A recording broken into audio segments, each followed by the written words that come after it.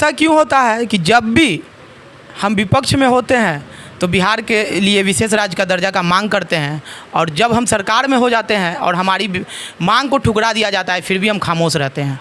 आपको बता दें कि बिहार के लिए विशेष राज्य की दर्जा को मांग को लेकर केंद्र सरकार ने सिरे से खारिज कर दिया है। अब नीतीश कुमार जी आगे क्या करने वाले हैं, इस पे पूरी जानकारी लेने के लिए हम पहुंचे हैं पटना सिटी के आलमगंज इलाके में, और हमारे साथ मौजूद हैं बिहार प्रदेश जदयू अल्पसंख्यक प्रकोष्ठ के प्रदेश उपाध्यक्ष सह प्रवक्ता मोहम्मद शहजाद जी।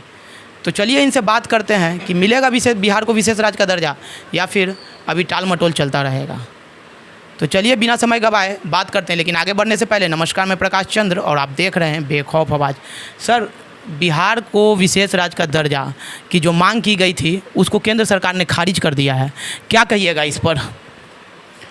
देखिए, ये बिहार विशेष राज्य दर्जा के लिए हमारे माननीय नेता, हमारे माननीय मुख्यमंत्री 15 साल से लगातार उन्होंने स्ट्रगल किया, और जब से झारखंड बना, बिहार बटा, तब से हमारे बिहार की स्थिति काफ़ी ख़राब रही। और 2005 के बाद हमारे मुख्यमंत्री माननीय नीतीश कुमार जी बिहार का बागडोर संभाले, उसमें उन्होंने भरपूर परिश्रम किया और काफ़ी मेहनत किया बिहार को आगे ले जाने के लिए, जिसमें हद तक वो कामयाब भी हुए। लेकिन इतनी बदतर हालात बिहार की थी कि उनको विशेष राज्य दर्जा का डिमांड लगातार करना पड़ा, चाहे वो पक्ष में हो या विपक्ष में हो। केंद्र से उन्होंने लगातार इस डिमांड को रखा, और इस बार पूरी उम्मीद थी कि बिहार को विशेष राज्य दर्जा मिलेगा। लेकिन कल का स्टेटमेंट जो आया केंद्र सरकार का, शायद इससे कहीं ना कहीं हम लोग मर्माहत हैं, और एक बड़ा शॉकिंग सा न्यूज़ जनता दल यूनाइटेड को लगा है। फिर भी अभी एक उम्मीद है कि अगर किसी कारणवश अगर बिहार को विशेष राज्य का दर्जा नहीं इन दिस टाइम मिल रहा है तो उन्हें बिहार को विशेष पैकेज ज़रूर मिलेगा। और अभी जिस तरह से विधानसभा में सत्र चल रहा है, एक उम्मीद है कि विशेष पैकेज बिहार को दिया जाएगा। और अगर इसको केंद्र सरकार अगर इग्नोर करती है तो आप समझ लीजिए कि माननीय नीतीश कुमार को आगे की राह को अलग ढंग से देखना होगा। सर, आप बोल रहे हैं कि अगर केंद्र सरकार इग्नोर करती है तो नीतीश कुमार को आगे की दूसरे ढंग से देखना होगा, ठीक है। तो हर जगह अभी नीतीश कुमार को, बिहार सरकार को, नीतीश कुमार को नहीं कह सकते हैं, बिहार सरकार को बैकफुट पे जाना पड़ रहा है, चाहे वो आरक्षण की मांग को लेकर हो। अब बिहार के विशेष राज्य का दर्जा के मांग को लेकर भी उनको बैकफुट पे जाना पड़ा। मतलब ये क्या चल रहा है बिहार में अभी?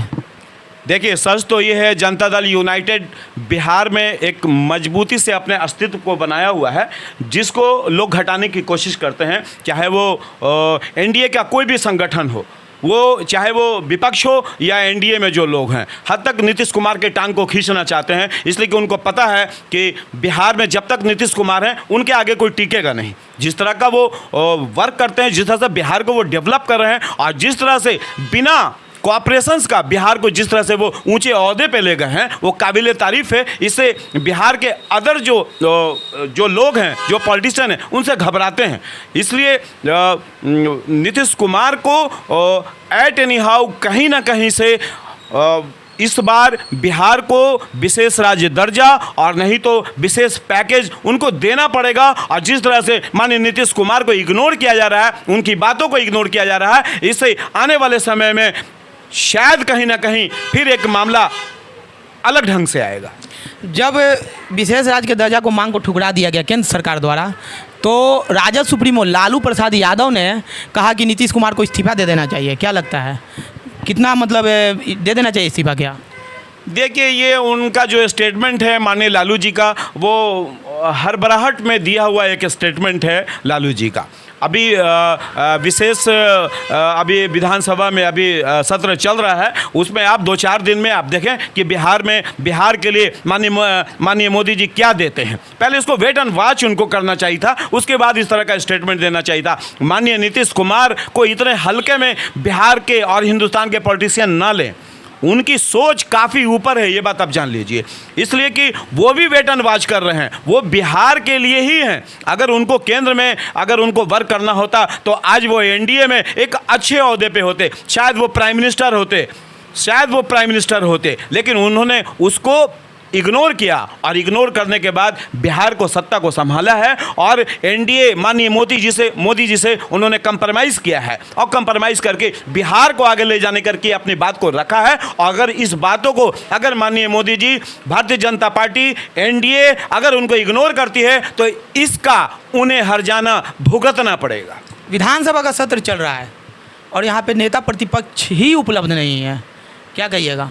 देखिए ऑब्वियसली है कि अभी इन दिस टाइम अभी जो तेजस्वी यादव हैं वो लंदन की ओर अभी हैं और वो इस समय उनको बिहार सत्र में अगर उनको बिहार की फिक्र थी तो उनको रहना चाहिए था। जिस तरह से विशेष राज्य दर्जा को केंद्र सरकार ने इग्नोर किया है और माननीय नीतीश कुमार लगातार 15 साल से बिहार विशेष राज्य दर्जा मांग रहे हैं। आज अगर सत्र में अगर तेजस्वी यादव होते तो माननीय नीतीश कुमार को उनको सपोर्ट करना चाहिए था और उनके साथ मिल करके इस राग को अपनाना चाहिए था, लेकिन वो तो भागे हुए हैं। इसी से प्रूफ होता है कि विपक्ष को बिहार की कितनी फिक्र है। अभी एक नया चीज़ देखने को मिला है, सावन चल रहा है। अगर आपका नाम शहजाद है और आप फल की दुकान लगाते हैं तो आपकी दुकान के आगे शहजाद फल वाला लिखा होना चाहिए नेम प्लेट के रूप में। अगर आपका नाम राजिक है और आपकी चाय की दुकान है तो आपकी दुकान के आगे राजिक चाय दुकान का नेम प्लेट लगा होना चाहिए। ऐसा यूपी सरकार ने कानून लाया था। हालांकि सुप्रीम कोर्ट ने इस कानून को पूरी तरह से खारिज कर दिया और कहा कि नाम और मजहब से का जिक्र नहीं होना चाहिए दुकान के आगे। मतलब ये ज्ञात होना चाहिए कि दुकान में शाकाहारी भोजन मिल रहा है या मांसाहारी। सावन को लेकर क्या कहिएगा? जो ये नेम प्लेट वाली बात थी वो कितना सही था और कितना गलत था जो यूपी सरकार द्वारा लाया गया था? देखिए लगातार जनता दल यूनाइटेड ने इसका विरोध किया। हमारे राजीव रंजन जी जो प्रवक्ता हैं, हमारे केसी त्यागी जी ने लगातार स्टेटमेंट दिया कि जिस तरह से यूपी में इन बातों को उठाया गया है, नेम प्लेट लगाया गया है और वहाँ पे जितने भी ढाबा और होटल हैं वहाँ पे नाम चिन्हित करके वहाँ के स्टाफ को, वहाँ के ऑनर को पनिश किया गया है, ये यूपी गवर्नमेंट के लिए शर्म की बात है और लगातार हमारी पार्टी ने इसका विरोध किया है। और निश्चित रूप से अभी जो सुप्रीम कोर्ट का डिसीजन आया है वो काबिल तारीफ है और उन्होंने अपनी जनता को, सुप्रीम कोर्ट ने समझा है, अपने हिंदुस्तान को समझा है, अपनी आवाम को समझा है और उस हिसाब से उन्होंने डिसीजन दिया है जो बिल्कुल सही है। हिंदुस्तान में सब लोग एक हैं, चाहे वो हिंदू हो, मुसलमान हो, सिख हो, ईसाई हो, सब लोग मिलजुल करके रहते हैं। हिंदू की दुकान में मुसलमान काम करता है, मुसलमान के दुकान में हिंदू काम करता है। कहीं पे पता नहीं चलता है कि वो क्या है, किस तरह से वो एक साथ बैठकर रोटी तक खाते हैं। वहाँ पे होटल के अंदर आप देखेंगे स्टाफ और ऑनर बैठ करके खाना खाते हैं। कहाँ वो एक कर रहे हैं? आप देखें, आप यूपी में बहुत जगह पे आप देखिएगा मुसलमान की दुकान में, बिहार में ही ऐसा हुआ गया में कि हिंदू की दुकान में मुसलमान का नाम टांग दिया गया, हिंदू के दुकान में मुसलमान का नाम टांग गया, मुसलमान के दुकान में हिंदू का नाम टांग दिया गया। ये मोहब्बत, ये पैगाम यहाँ की आवाम दे रही है कि ये योगी जी को ये एक तरह से इंस्पिरेशन लेना चाहिए और उनको समझना चाहिए कि यहाँ की जनता क्या चाहती है। इसलिए यूपी की गवर्नमेंट को इस बात को समझना है कि आवाम के बीच तफरका ना करें, आवाम को चैन से रहने दें, किसी का रोज़गार नहीं छीनें। सारी जनता आपकी है। अगर हिंदुस्तान का मुसलमान अगर भटक जाता है, बेरोज़गार हो जाता है तो आज इंटायर हिंदुस्तान में अपराध बढ़ेगा, क्रिमिनल बढ़ेंगे, हर तरह का चोरी चमारी बढ़ना शुरू हो जाएगा। वो क्या करेंगे? ये योगी जी को समझना चाहिए। इसका मतलब है कि वो अपने स्टेट में क्राइम को बढ़ाना चाहते हैं। सर मतलब जो हम सवाल पूछ रहे हैं शायद आप उसका सही से जवाब दे नहीं पा रहे हैं। ये जो कानून लाया गया था उसके पीछे सर क्या उद्देश्य हो सकता है, ये हमारी जनता जानना चाहती है। थोड़ा इस पे प्रकाश डालें। देखिए ये बात आप समझ लीजिए कि ये राजनीति मामला है, ये पॉलिटिकल मामला है। इसमें माननीय योगी जी लगातार हिंदू मुस्लिम के सियासत करते हैं। जिस तरह से हमारे बिहार में गिरिराज सिंह जिस तरह का स्टेटमेंट लगातार देते हैं जिसको हम लोग कंडेम करते हैं, तो इस तरह का स्टेटमेंट योगी जी को नहीं देना चाहिए। इस तरह का आवाम पे दबाव नहीं बनाना चाहिए, बल्कि उनको अपने मंच से लगातार प्रचार करना चाहिए कि अपने स्टेट में सब लोगों को एकता से रखें, एक सूत्र में बांध करके रखें। और ये अभी जो सुप्रीम कोर्ट का फैसला आया है इससे योगी जी को धक्का लगा होगा और आने वाले इलेक्शन में उनको नुकसान होगा।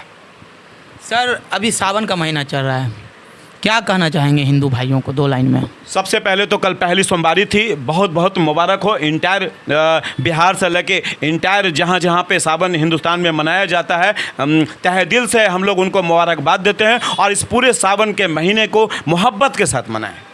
बहुत बहुत धन्यवाद सर आपका बेखौफ आवाज़ के साथ जुड़ने। Thank you very much.